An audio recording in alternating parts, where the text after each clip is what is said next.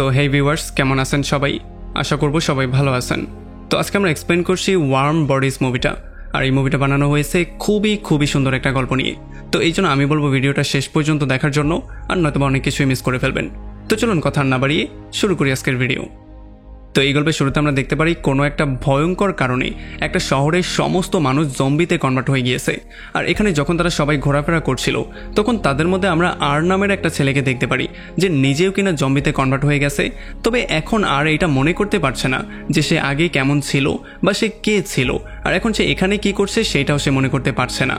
আসলে আর এইটাও মনে করতে পারছে না যে তার আসল নামটা কী ছিল। তবে তার এতটুকু মনে আছে যে তার নামটা আর দিয়ে শুরু হতো, এই জন্যই সবাই তাকে আর বলা শুরু করেছিল। সে এই এয়ারপোর্টে কি করে আসলো, সে এখানে কেন ঘোরাফেরা করছে, এইগুলোও সে কিছুই মনে করতে পারছে না। আর তাছাড়া জম্বি হওয়ার জন্য আর এমন একটা ক্ষমতা পেয়ে গেছে যে আর এখন যার দিকেই তাকায় তার পাস্টে কি করেছিল সে সেই সমস্ত ঘটনাগুলো সে দেখতে পারে। এরপর সে বনি নামের একটা জম্বিকে দেখতে পারে যে কিনা দেখতে কিছুটা কঙ্কালের মতো ছিল। আসলে এই জম্বিটা এতটাই ভয়ঙ্কর ছিল যে সে মানুষের ভেতরের হার্টবিটটা পর্যন্ত দেখতে পেত, আর যার হার্টবিট বিট করতো সে তাকে ধরে একেবারে ছিঁড়ে বিড়ে খেয়ে ফেলতো। তো এরপরে আর কোনো রকমে সেখান থেকে বাইরে বেরিয়ে চলে আসে। আসলে আর প্রচণ্ড ক্লান্ত আর প্রচণ্ড হতাশ হয়েছিল, কারণ সে অনেকক্ষণ ধরে হাঁটাহাঁটি করা সত্ত্বেও কোনোভাবেই সামনে এগোতে পারছিল না। এরপর যখন সে একটা জায়গায় যায় তখন সে সেখানে তার একটা বন্ধু এনকে দেখতে পারে। এখানে সে এনের সাথে কথাবার্তা বলার ট্রাই করে, তবে তারা অদ্ভুত রকমের কিছু আওয়াজ বের করছিল যেগুলো না আমরা বুঝতে পারছিলাম না হয়তো তারাও বুঝতে পারছিল। এখন যেহেতু তারা খুবই ক্লান্ত আর খুবই ক্ষুধার্ত, এই জন্য ফাইনালি তারা দুজন অন্য কিছু জম্বির সাথে মিলে খাবারের সন্ধান করতে বেরিয়ে পড়ে। আর তখন এদিকে আমরা দেখতে পারি জুলি নামের একটা মেয়ে তার কিছু সঙ্গীর সাথে মিলে শহরের ডেঞ্জার এরিয়াতে চলে আসে, কারণ আসলে তারা এখানে কিছু জিনিসপত্র খোঁজ করতে চায় যেগুলো কিনা তাদের শহরের মধ্যে নেই। এখানে আমরা দেখতে পারি প্রচণ্ড ভয়ে জুলি যখন প্যারির হাত ধরে তখন প্যারি তার হাতটাকে সরিয়ে দেয়। আর এরপর তারা জুলির বাবা জেনারেল গিগিওর একটা ভিডিও দেখে। আসলে সেখানে সে বলছিল যে জম্বিদের না রক্ত বের হয় না তারা কিছু ফিল করতে পারে, এই জন্য যদি তারা তোমাদের উপরে আক্রমণ করে তাহলে তোমরা তাদেরকে অনায়াসেই মারতে পারবে, কারণ তোমাদের নিজেদেরকেও নিজেদের সেভ করতে হবে। এখন এই সমস্ত কথাবার্তাগুলো শোনার পরে তারা শহর থেকে জম্বিদের এরিয়াতে চলে আসে। আর যখনই তারা একটা ল্যাবরেটরিতে এসে কিছু মেডিসিনের সার্চ করছিল তখনই এখানে আর তাদের সঙ্গীদেরকে নিয়ে তাদের উপরে এসে আক্রমণ করে দেয়। প্যারি আরের উপরে আক্রমণ তো করে দেয়, তবে সে তাকে জানে মারে না। আর তখনই আর দেখতে পারে জুলিকে, আর জুলিকে দেখার পরেই সে কিছু একটা ফিল করতে পারে। তার মনে হয় যে হয়তোবা সে জুলিকে চেনে, এই জন্য সে যখন জুলির দিকে আগানো শুরু করে তখনই পেছন থেকে প্যারি তার উপরে শুট করে দেয়। আর এটার জন্য আর প্রচণ্ড রাগ করে সরাসরি গিয়ে প্যারিকেই মেরে ফেলে। আসলে আমরা দেখতে পারি জম্বি যাদেরকে কামড়ে দেয় তারাও এক এক করে জম্বি হয়ে যাচ্ছিল।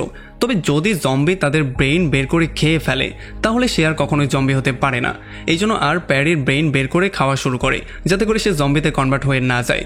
তবে যখনই সে তার ব্রেইন খেয়ে ফেলে তখন তার সমস্ত স্মৃতিগুলো তার মাথায় ট্রান্সফার হয়ে যায়। এই জন্য সে প্যারির ছোটোবেলা থেকে শুরু করে সমস্ত স্মৃতিগুলো এক এক করে মনে করা শুরু করে। আসলে সে ছোটোবেলায় কী করছিল সেগুলো সে বুঝতে পারে, আর তাছাড়া তার প্রথম প্রেম জুলি সম্পর্কেও সে জানতে পারে। এখন আমরা দেখতে পারি প্যারির এই মেমোরির জন্য আর জুলির দিকে আরও বেশি অ্যাট্রাক্ট হয়ে যায়। সে জুলির জন্য আরও অনেক কিছুই ফিল করা শুরু করে, এই জন্য সে আস্তে আস্তে করে জুলির দিকে যাওয়া শুরু করে। তবে জুলি প্রচণ্ড ভয় পেয়ে তার বুকের মধ্যে একটা চাকুই মেরে দেয়। তবে আর কোনো রকমে চাকুটাকে বের করে সোজা তার মুখের সামনে গিয়ে দাঁড়ায় আর তার গালে তার কিছু রক্ত লাগিয়ে দেয়। আসলে সে জম্বির রক্তগুলো তার মুখে এই জন্য লাগিয়েছে যাতে করে বাকিদেরও মনে হয় সেও জম্বিতে কনভার্ট হয়ে গেছে, আর নয়তো বা বাকিরা তার উপরে আক্রমণ করতে পারে। আর এরপরে আর জুলিকে বুঝিয়ে বলে যে এখন তুমি ফুললি সেভ আছো, তুমি আমার সঙ্গে চলো। আর এরপর ফাইনালি তারা দুজন সেখান থেকে বেরিয়ে চলে আসে।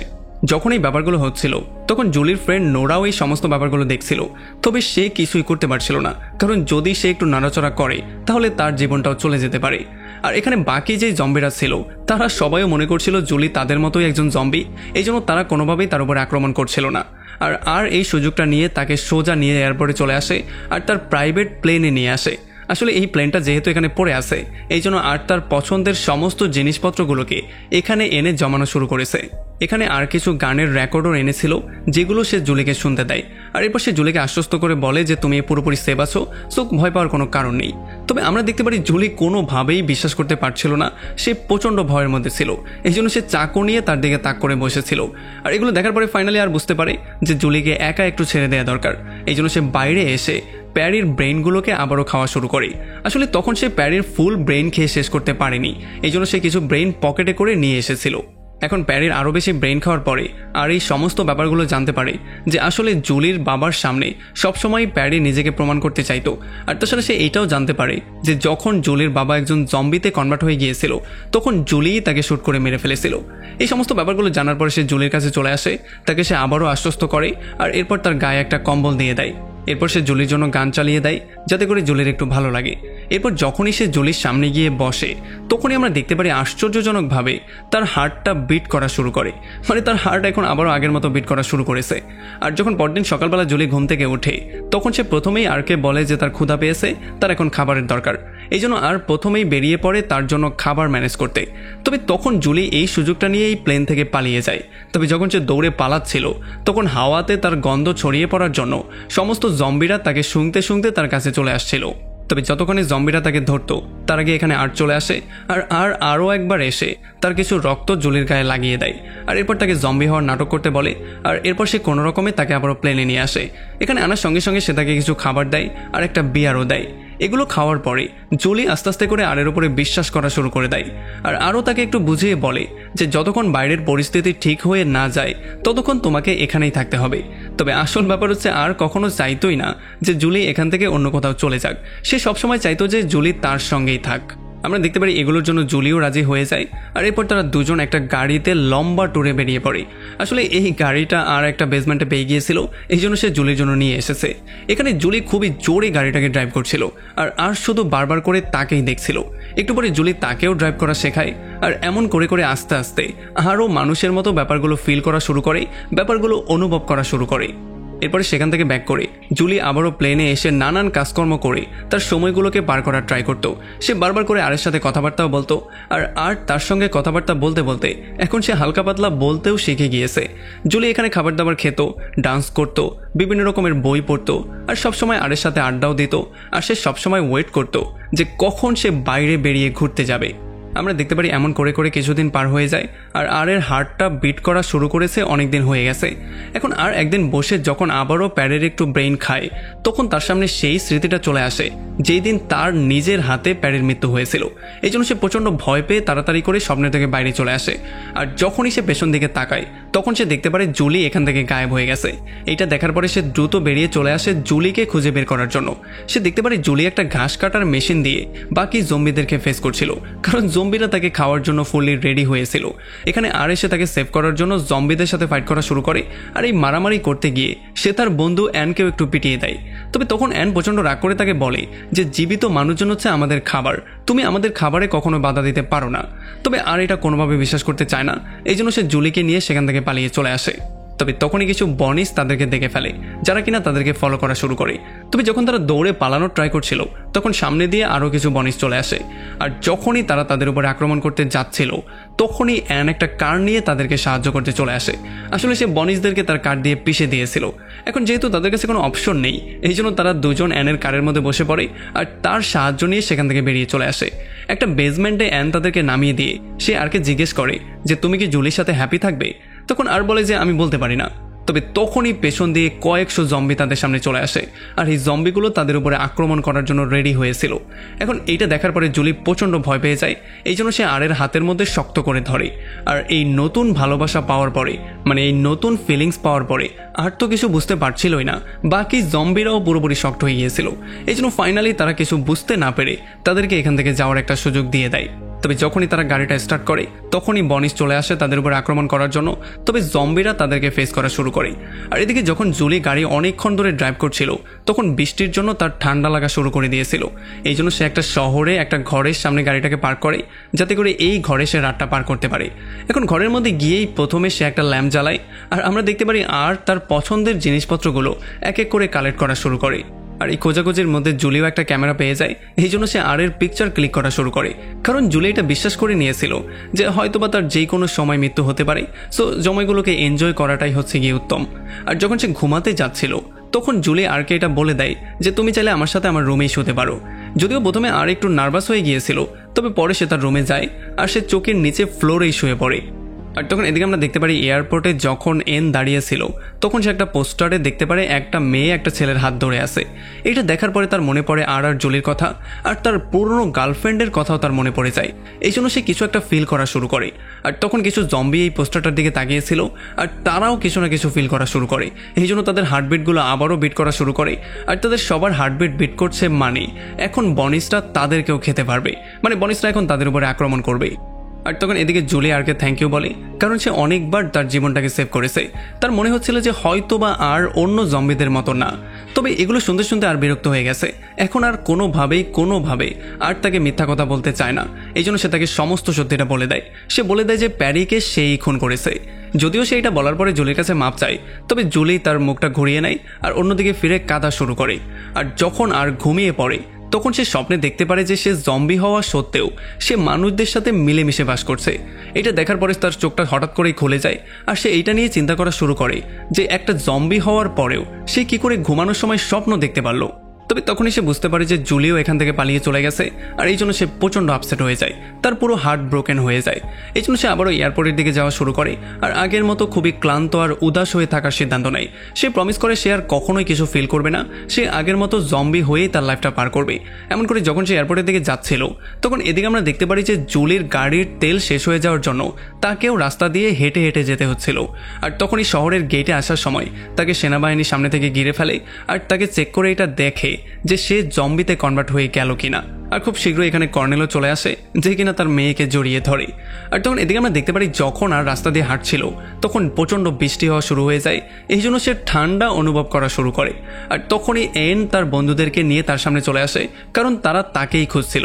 এখানে এনকে দেখার সঙ্গে সঙ্গেই আর তাকে শক্ত করে জড়িয়ে ধরে, আর এরপর সে তাকে বলে যে আসলে আমি স্বপ্ন দেখাও শুরু করে দিয়েছি, আমার মধ্যে বিভিন্ন রকমের ফিলিংস কাজ করা শুরু করছে। আর এই জন্য এখন চাইলেও তারা আর এয়ারপোর্টে ব্যাক করতে পারবে না, কারণ যেই কোনো সময় বনি তাদের উপরে আক্রমণ করে তাদের সবাইকে শেষ করে দিতে পারে। আর এরপরে প্যারির মেমোরির সাহায্যে আর মানুষদের যে আস্তানা সেটা খুঁজে বের করে, আর এরপর ফাইনালি তার বন্ধুদেরকে নিয়ে সে সেখানে চলে আসে। এখানে দূরেই তার বন্ধুদেরকে দাঁড় করিয়ে সে সবার সামনে চলে আসে জুলিকে খুঁজে বের করার জন্য। এরপর ফাইনালি সে মানুষদের শহরে চলে আসে, আর সে মানুষদের মতো হাঁটা শুরু করে। ফাইনালি তার মেমোরির সাহায্যে সে জুলির ঘরটাকেও খুঁজে বের করে ফেলে। আর তখন আমরা দেখতে পারি ঘরের মধ্যে জুলি নোরার সাথে কথাবার্তা বলছিল, আর সে তার জম্বি ফ্রেন্ড আর সম্পর্কে তার সাথে শেয়ার করছিল। আর যখন রাতের বেলায় সে তার ব্যালকনিতে আসে তখনই সে আরকে দেখতে পারে, আর তার নাম ধরেও ডাক দেয়। এটা শোনার পরে জুলি পুরোপুরি শক্ট হয়ে যায়। আর যখন নোরাও বাইরে বেরিয়ে চেক করে তখন সে দেখতে পারে আর তাদের সামনে দাঁড়িয়ে আছে, মানে মিলিটারিদের ফাঁকি দিয়ে আর এখানে চলে এসেছে, যার মানে এখন আর সে কোনোভাবেই জম্বি নেই, সে একজন মানুষে কনভার্ট হয়ে গেছে। এখন জুলি তাকে তার ঘরের মধ্যে নিয়ে যায়, আর তাদের দুজনকে বলে যে বাকি যে আমার ফ্রেন্ড জম্বিরা আছে তারাও আস্তে আস্তে করে চেঞ্জ হচ্ছে, তারাও কিছু না কিছু ফিল করা শুরু করছে। তবে এগুলো শোনার পরে জুলি আর নোরা এটা খুব ক্লিয়ারলি জানতো যে কোনোভাবেই কর্নেল এই ব্যাপারটাকে বিশ্বাস করবে না, সে তাদের সবাইকে ব্রাশ ফায়ার করে মেরে ফেলবে।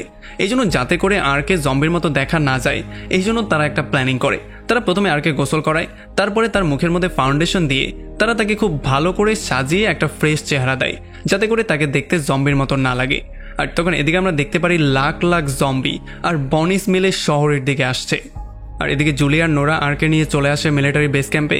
এখানে এসে তারা কর্নেলের সাথে মিট করে তাকে সমস্ত ব্যাপারটা এক্সপ্লেন করার সিদ্ধান্ত নিয়েছিল। তবে যখন তারা যাচ্ছিল তখন মিলিটারি আরকে আটকে দেয়। তবে আর একেবারে মানুষের মতো কথাবার্তা বলে তাকে ফাঁকি দিয়ে সেখান থেকে মধ্যে চলে আসে। এখন মধ্যে এসেই কর্নেলকে জুলি সমস্ত ব্যাপারটা বলে, আর সেটা বুঝিয়ে বলার ট্রাই করে যে জম্বিরা এখন চেঞ্জ হয়ে যাচ্ছে, আর আমাদের তাদেরকে মারার জায়গায় তাদেরকে সেভ করা উচিত। তবে কর্নেল এটা কোনোভাবে বিশ্বাস করতে চাইছিল না। আর যখনই সে আরকে সামনে নিয়ে আসে তখন কর্নেল প্রচণ্ড রাগ করে তাকে গান পয়েন্টে নিয়ে নেয়।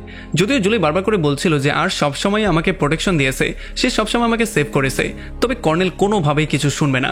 আর এই জন্য বাধ্য হয়ে নোরাকেই পেছন থেকে কর্নেলের মাথায় গান ধরতে হয়।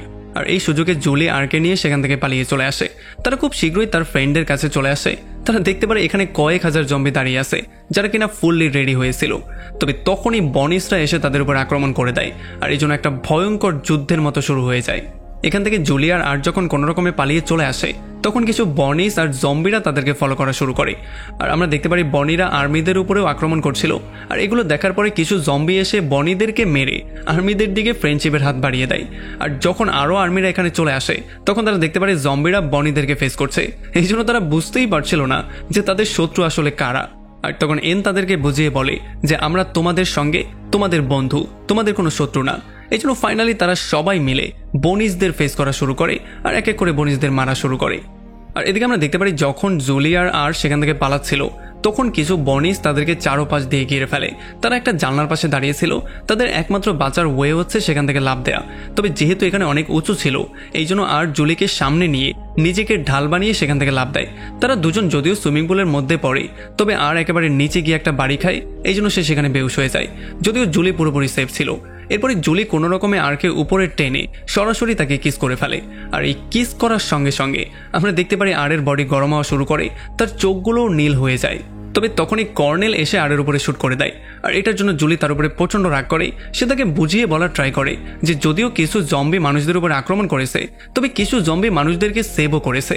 আর তাছাড়া কিছু জম্বি এখন বদলাচ্ছে যারা কিনা মানুষে কনভার্ট হয়ে যাচ্ছে। আর তখনই সে লক্ষ্য করে যে আরের বুক দিয়ে প্রচণ্ড রক্তক্ষরণ হচ্ছে, পুরো জায়গাটা লাল হয়ে গিয়েছে। এটা দেখার পরে সে খুশিতে আত্মহারা হয়ে যায়, কারণ রক্ত পড়লেও এটার মানে হচ্ছে আর এখন মানুষে কনভার্ট হয়ে যাচ্ছে, মানে সে এখন তাদের মতো হয়ে যাচ্ছে। এই জন্য ফাইনালি এগুলো দেখার পরে আর্মিরাও বিশ্বাস করে ফেলে তার কথাই, আর আরকে তারা সেভ করার জন্য হসপিটালে নেওয়ার ব্যবস্থা করে। আর তার মেয়ের কথায় ফাইনালি কর্নেলও রাজি হয়ে যায়। এই জন্য তারা ফাইনালি সবাই মিলে আরকে গাড়িতে তোলে। আর আমরা দেখতে পারি এত বছর পরে ব্যথা অনুভব করতে পেরে আরও প্রচণ্ড হ্যাপি হয়ে গিয়েছে। আর তখন এদিকে আমরা দেখতে পারি বিশাল বড় একটা মিলিটারি আর জম্বির ফোর্স মিলে বনিজদের উপরে গিয়ে আক্রমণ করে আর তাদের সবাইকে এক এক করে মেরে ফেলে। আর এরপরে তারা সমস্ত জম্বিদেরকে এখানে এনে মানুষদের মতো বাঁচার জন্য ট্রেন করা শুরু করে, যাতে করে তারা খুব দ্রুতই মানুষে কনভার্ট হয়ে যায়।